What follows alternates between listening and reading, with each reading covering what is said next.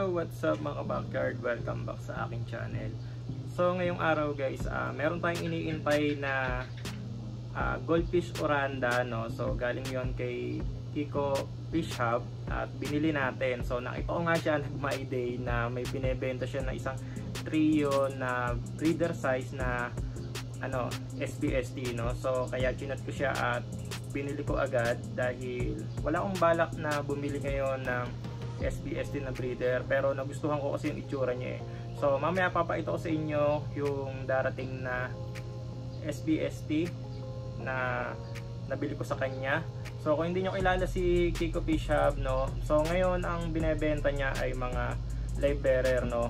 Ano siya, nagbebenta siya ngayon ng mga PKBM, yung mga balloon mollies. So marami siya nun. So ilalagay ko sa description yung kanyang Facebook page.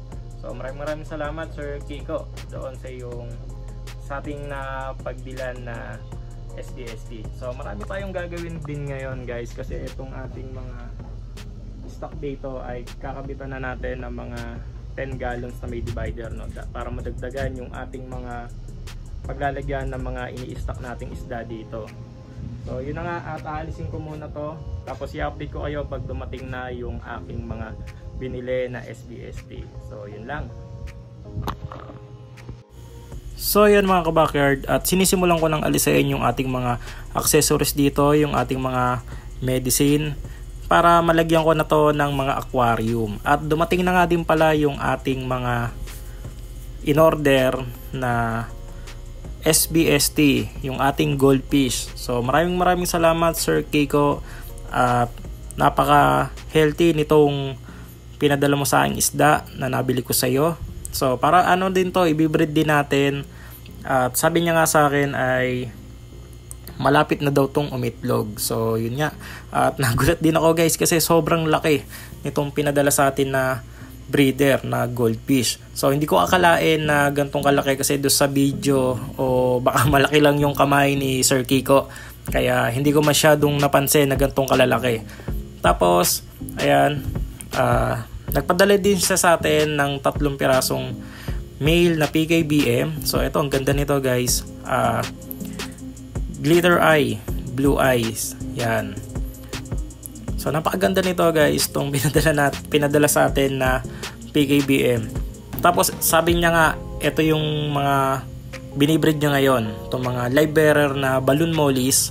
Kaya pwede kayong bumili sa kanya, message lang kayo, lalagay ko sa description ulit yung kanyang Facebook page. So ito pa yung dalawa guys, ayan. So meron na tayong pang outcross dito sa ating mga PKBM. So itong PKBM ko nga pala ay galing to doon sa ating pond. At kinuha ko yung mga breeder para makondisyon ko. So i-acclimate ko muna tong ating bagong bili na goldfish, at babalikan ko kayo after 20 minutes. Tapos papakita ko sa inyo, hahawakan ko para makita nyo kung ganong kalaki. So dito ko binabalak ilagay itong ating trio na goldfish. So lilinisin ko pa yon guys. So yan na nga guys, oh. Sana yung mapaitlog agad natin to at maparami. Tapos etong ating mga SBST dito na bala ko sanang gawin na breeder ay inia-out ko na, no, at ibebenta ko na yan dahil wala na akong paglalagyan eh. So yun guys, after 15 minutes to 20 minutes, so hindi ko na kasi natandaan eh, pero matagal-tagal din sila. At papakita ko sa inyo yung size nila. Ayan, ganyan kalaki guys, ayan. So itong isang to, ang ganda. Tapos ito yung female, ayan. Ito is ang ratio nito guys ay 2 male tapos 1 female. So dito ko muna ilalagay ito sa ating 20 gallons. Ayan. Kasi yung 50 gallons ay lilinisin ko pa guys. Kaya mas magandang makondisyon muna natin. Tapos ayan, nalagyan ko na to yung ating 10 gallons guys.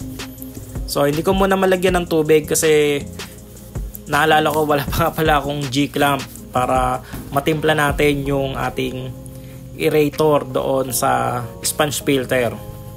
So bibili muna ako ng mga G-clamp para malagyan ko ng tubig yan, siguro mga Friday pag wala akong pasok. Tapos ito yung ating goldfish. So makalipas ang mga 3 days nga pala guys, tong update kong ito. So na-breed ko na nga pala ito. So kusang nag-breed doon sa ating 50 gallons guys. So kaya ako nailagay doon sa ating 50 gallons dahil stock water din yung ginamit ko dito. So ayan na nga. At pagkagising ko, medyo na-late ako ng gising mga 7:30, ay nag-breed na nga yung ating goldfish. Ayan. At na-hatch na nga guys. At napakaraming fry na nabuhay. So tinry ko kasing i-hand spawn nung nakita kong naghahabulan na maraming itlog. So wala na ako inabutan. At buti naman dito sa aquarium ay napakarami pa nilang itlog na naiwan, no? So hindi pa nila nakakain lahat. At ayun na nga guys, at mga napisa na. So hintayin na lang natin yung mag-pre-swim. At isa na naman blessings, kabibili lang natin at napaitlog agad natin, no? So maraming salamat ulit Sir Keiko. At totoo nga yung sinabi mo na antabayanan ko na malapit na talaga umitlog. So yun nga, at nakalusot sa akin, at buti naman ay hindi nakain lahat yung itlog. So hintayin na lang natin yung mag pre-swim, siguro mga 3 to 5 days. So ang dami ko nakikita ang fry, hindi lang masyadong kita sa camera. Ayan, no, nakakapit sila doon sa glass.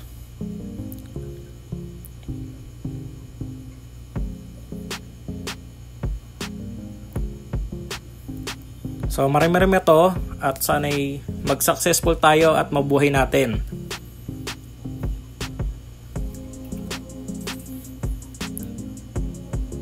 Tapos sa susunod, mag-update ulit ako ng mga stock ko dito sa aking backyard. So yung mga aquarium natin doon sa taas, so sa pag wala na akong pasok guys, mga Saturday, sa mga weekends, yan, magagawa ko yan. So yo, what's up mga ka-backyard, no? So gabi na nga, at meron tayong bagong bisita dito, isang ka-backyard natin, no? Nandito si Sir, si Mark's Backyard. So isa nating ka-backyard yan. So tapos nagbigay siya sa atin ng mga beta na ipang-tikip natin. So mamaya ipapakita ko sa inyo guys, at medyo marami itong binigay niya sa atin, no? So maraming salamat Sir. So may shoutout ka ba Sir? So maraming salamat dito Sir, ha? At sa ano nga pala, nagbebenta rin pala ng mga beta si Sir. Malapit lang siya dito sa area ko. So ilalagay ko sa description yung kanyang Facebook page, at doon niyo siya i-comment. Mura lang yung kanyang mga beta, no? So ito, ang dami na itong ano niya. So wala na siya mapaglagyan yan, kaya gantong karami. So maraming salamat Sir dito po sa binigay nyo. So yun lang guys, at meron din tayo isang kasama dito, ito. Ayan. So yun lang guys, at abangan nyo ang mga ano natin, mga bagong stock ng mga isda. At nakapag-breed na rin pala tayo ng ano natin, ng mga SDSC, no? So soon ay mapapalaki rin natin yon. So ito yung mga binigay sa atin mga beta fish guys ni Sir Mark's Backyard. So marami to guys, at marami din siyang binigay ng mga female. Pwede natin yan i-community muna, no? So ito yung mga males na beta fish. So i-keep natin yan guys, at tapos meron kasi dito mga condition na mga beta, at pwede natin yan i-breed.